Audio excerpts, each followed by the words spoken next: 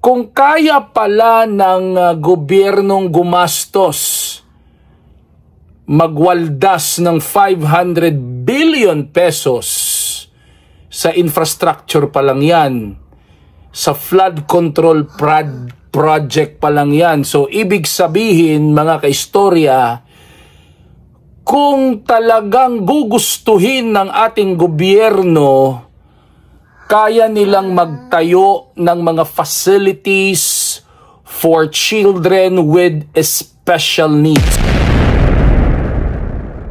This program is brought to you by Genesis Organic Spirulina, ang dekalidad na spirulina ng bayan. Available online at sa mga Mercury drugstores and pharmacies nationwide.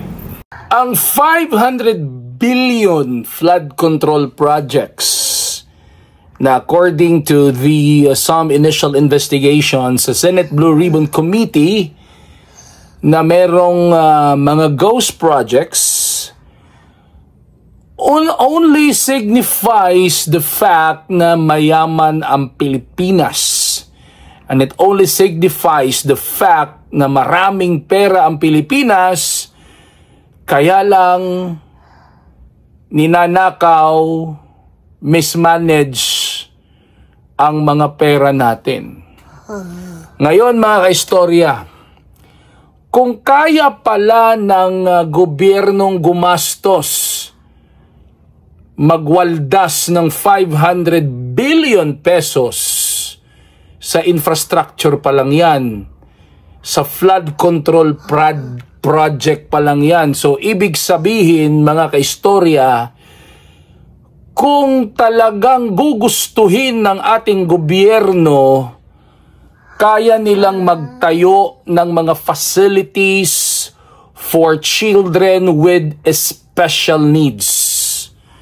Kasi po, ang hirap ng isang magulang na may anak with special needs, lalong-lalo na sa ganitong mga cases, mga kaistorya, cerebral palsy, quadriplegic, global developmental delay, totally dependent sa kanyang mga magulang, mahirap at magastos.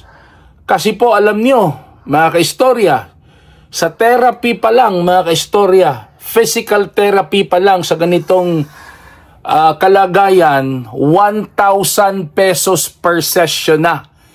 And according to the physical therapist that I talk, more or less kailangan ng ganitong mga kaso daily, or kung hindi man kakayanin ng daily, mga kaistorya, at least 3 times a week. Therapy pa lang yun. Hindi pa kasama ang gamutan at hindi pa kasama ang iba nilang mga pangangailangan. Ngayon, bakit hindi magtayo ang gobyerno ng mga facilities to take good care of these children? Kaya pala eh. Kaya nga eh, 500 billion peso flood control project eh. 'Di ba? Winaldas lang. Tapos meron tayong makikitang mga anak ng iilang mga kontraktor na para bang kusina lang nila na binabiyahe ang buong mundo. Nag-dinner pa ng worth 700,000 pesos. Tapos may mga bags pang milyon-milyon. Tapos andito kami mga magulang may mga ganitong anak hirap na hirap. 'Di ba? Sa pagpapagamot at sa pagpapaterapi sa kanila. Kaya panawagan ko sa gobyerno, gumawa kayo ng ganitong mga facilities para sa mga batang may special needs. Hirap na hirap yung mga magulang, hirap na hirap kami, gobyerno. Walang ganito eh. Alam nyo, sa Amerika, sa Canada, sa mga first world country, ang ganitong mga bata, alagang-alaga ng kanilang gobyerno. Ang iba nga, gumagaling pa eh. Dahil sa tindi ng suporta ng gobyerno sa kanila. Tapos sasabihin nyo, walang pera.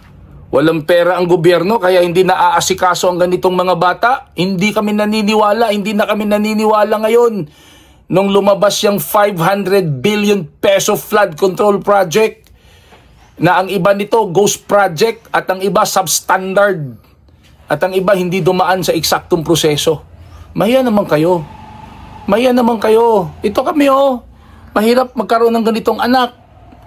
Mahirap. Kailangan namin ng suporta ng gobyerno, kailangan namin ng facilities, kailangan namin ng gamot, kailangan namin ng mga supplement nila. Hindi kakayanin sa sweldo. Hindi.